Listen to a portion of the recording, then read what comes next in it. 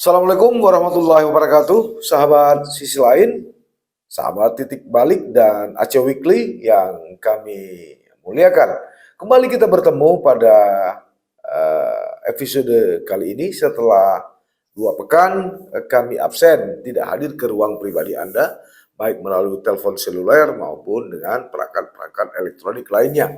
Tapi ini bukan tanpa sebab, seperti kami wartakan di media cyber modusaceh.co, 2 pekan lalu channel YouTube Saleh Abdullah itu diretas atau dihack oleh orang-orang yang tidak bertanggung jawab.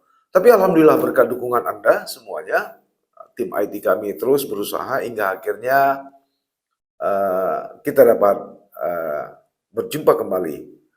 Mudah-mudahan untuk episode-episode berikutnya. Nah, pada pertemuan kali ini saya akan coba sedikit mengulas, membahas pernik-pernik atau perjalanan musyawarah besar ketiga Partai Aceh. Kenapa ini menjadi menarik ya? Harus diakui secara jujur ya, ada perasaan harap-harap cemas di banyak politisi maupun pimpinan partai politik lokal dan nasional di Aceh.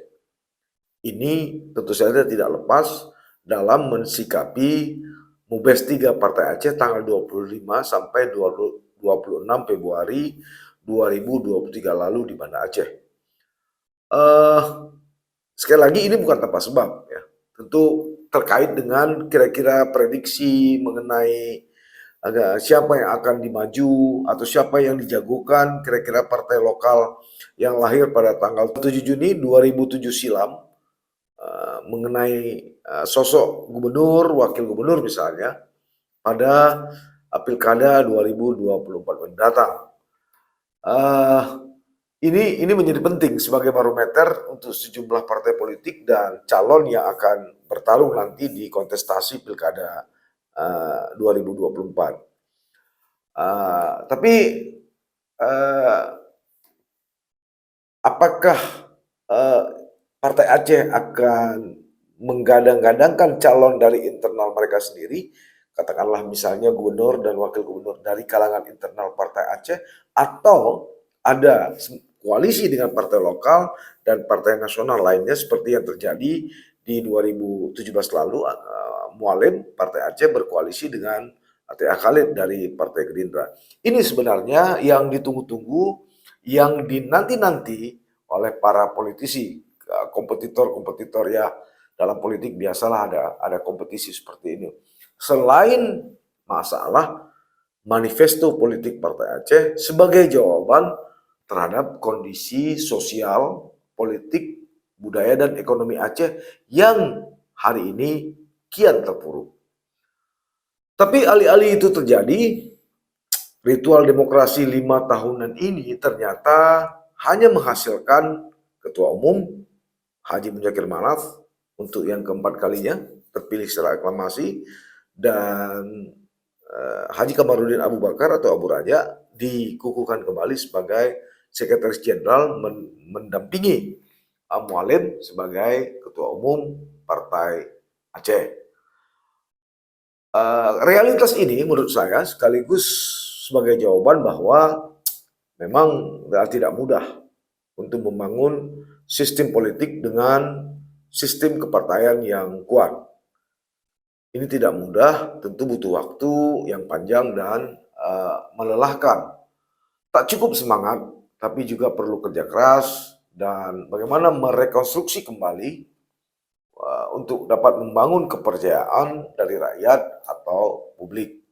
Ini adalah sebuah cita-cita sebenarnya dan harapan dari rakyat Aceh pada awal-awalnya bahwa Partai Aceh memang diharapkan mampu menjadi agregasi atau penyatu dari berbagai kepentingan kekhususan Aceh pasca MOU damai antara Gerakan Aceh Merdeka dengan pemerintah Indonesia 15 Agustus 2005 silam di Helsinki, Finlandia.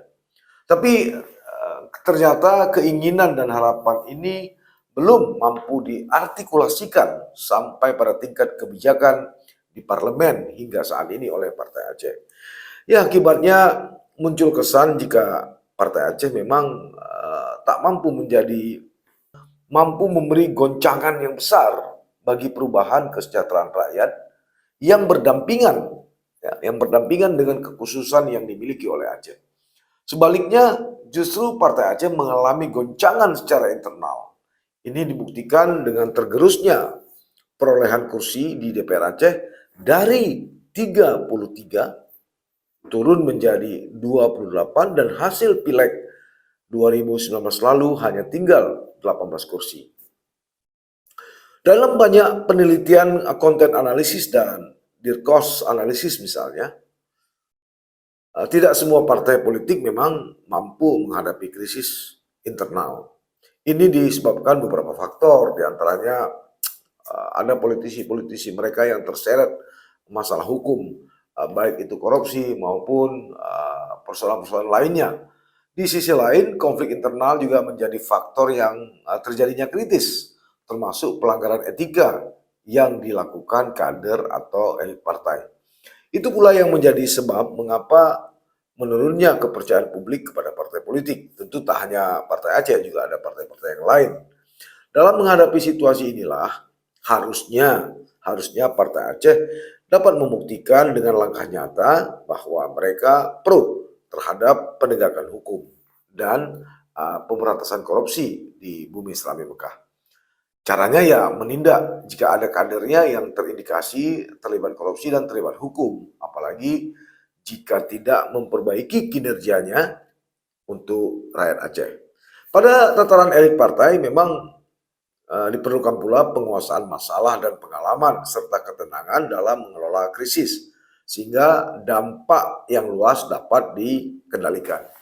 Ini memang bisa dikatakan menarik ya, sebab 15 tahun pasca kelahirannya Partai Aceh justru terjebak dalam kontestasi perebutan kekuasaan tanpa menghadirkan solusi nyata bagi kesejahteraan rakyat Aceh.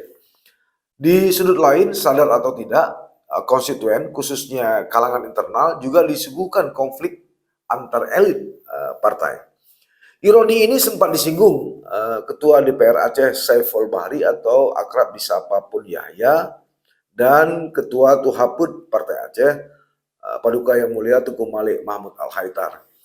Pun Yahya dalam sambutan penutupnya sebagai Ketua Panitia Pelaksana MUBES menilai bahwa Partai Aceh saat ini tidak kompak lagi dan saling menjatuhkan demi kepentingan pribadi. Itu sebabnya MUBES tahun ini mengangkat tema Mesaboh Danyo Mengasih, Mecebre Danyo Binasa. Ini dalam bahasa Indonesia artinya bersatu kita teguh, bercerai kita runtuh. Ini juga menarik tema ini. Di sudut lain, mantan Perdana Menteri Gerakan Aceh Merdeka Tengku Malik Mahmud Al-Haithar yang juga saat ini Wali Nanggro Aceh hampir 1 jam melakukan atau mengulang kaji kisah tentang perjuangan hingga tanggung jawab moral, sosial, dan ideologi mantan Kombatan GAM serta Partai Aceh atau yang saat ini bergabung dari perjuangan bersenjata ke perjuangan politik yang bergabung di Partai Aceh terkait masalah kemakmuran dan kesejahteraan rakyat Aceh. Tengku Malik setidaknya memberi sinyal bahwa dalam banyak kesempatan kontestasi demokrasi 5 tahunan, elit Partai Aceh mengandalkan pragmatisme dalam meraih kekuasaan. Itu yang bisa saya ambil dari pidato Tengku Malik yang menurut saya sangat bermakna malam itu. Bahkan praktek politik transaksional juga disinggung oleh Malik Mahmud. Beliau sempat bilang, "Bek gaduh minta pembicah dan penggri." Artinya jangan asik mencari uang-uang yang kecil. Begitu kata Malik Mahmud, padahal ada uang yang lebih besar terkait dengan potensi sumber daya alam Aceh, baik itu minyak, gas, emas, juga potensi-potensi yang ada di laut. Memang ada, ini sekaligus menjadi evaluasi kritis bagi pengurus Partai Aceh ke depan ya, kiranya. Apalagi tantangan mereka ke depan, bagaimana menjadikan Partai Aceh ini menjadi partai terbuka Memang ada komunikasi politik eksternal yang dibuka, termasuk sosialisasi bagaimana atau sosialisasi sebagai partai politik terbuka untuk mendorong partisipasi publik di Aceh untuk ikut serta dalam partai ini. Namun itu tak berlangsung lama, akhirnya redup kembali. Padahal kunci dari proses demokrasi itu tentu saja memerlukan keterlibatan publik secara masif dan penuh kerelaan. Sebab dalam sistem demokrasi, kepercayaan publik memang harus disalurkan melalui mekanisme kepartaian. Karena masyarakat sebagai konstituen tentu memilih wakil-wakilnya yang ada di partai politik. Sekali lagi, itu sebabnya ada perbedaan antara partai politik yang bersifat otonom dan partisipasi bersifat mobilisasi. Kalau otonom itu dilakukan secara sukarela atau merupakan potret dari keberhasilan sosialisasi partai politik, termasuk komunikasi politik. Sedangkan partisipasi mobilisasi itu keikutsertaan publik dalam proses politik dengan tanpa sukarela atau digerakkan oleh kepentingan partai politik, kandidat ataupun tim sukses tertentu. Makanya partisipasi publik secara otonom hanya mampu digerakkan jika publik memiliki tingkat kepercayaan kepada partai politik. Ini saya kira berlaku jamak untuk semua partai politik. Sebab sering sekali elit politik atau elit partai politik menggunakan masyarakat atau rakyat hanya sekedar sebagai alat kepentingan untuk mencapai tujuan mereka. Tapi di sudut lain mereka lupa jika masyarakat tidak mau lagi sekedar ditempatkan sebagai massa yang pasif, yang dimobilisasi atas kepentingan, tapi melainkan mendudukkan dirinya sebagai massa aktif yang turut dalam menentukan arah dan dinamika politik. Ini merupakan representasi dari trauma politik berupa ketidakpercayaan terhadap partai politik. Jadi lagi-lagi krisis dan gejolak internal yang terjadi itu membuat masyarakat menjadi apatis terhadap partai politik. Saya kira tidak hanya untuk partai Aceh, juga partai-partai yang lain. Karena itu khusus untuk partai Aceh saya kira perlu menyusun ulang bagaimana membangun komunikasi politik dengan masyarakat. Ini tentu saja tujuannya untuk meningkatkan dan merebut kembali hati dan kepercayaan rakyat Aceh. Ini tidak mudah memang, diperlukan tata cara kelola masalah partai dan kader yang mampu untuk dikontrol. Dan perlu adanya sosialisasi serta komunikasi politik yang masif serta berkelanjutan. Publik harusnya tidak lagi ditempatkan dalam porsi sebagai pihak yang pasif, melainkan sebagai massa yang aktif. Ini menjadi penting saya kira, sebab jika Partai Aceh gagal merangkai pesan dan marketing politik berupa produk-produk politik terkait kondisi Aceh saat ini, tentu akan berdampak pada kehendak rakyat pada pileg dan pilkada 2024 mendatang.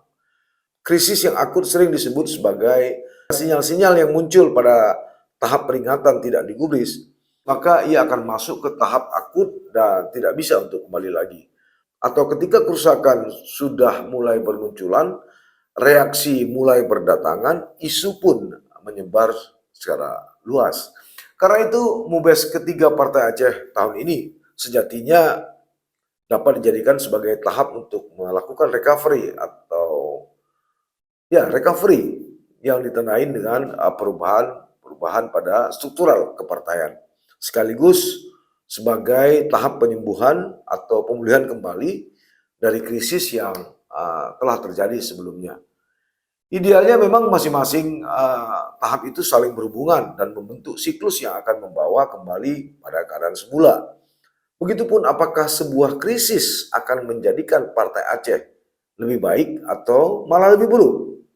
Tentu semua ini sangat tergantung bagaimana elit, kader, dan simpatisan Partai Aceh mampu dan dapat mempersepsikan dan merespon situasi terkini dengan cara pandang, sikap, dan tindakan terhadap krisis tersebut.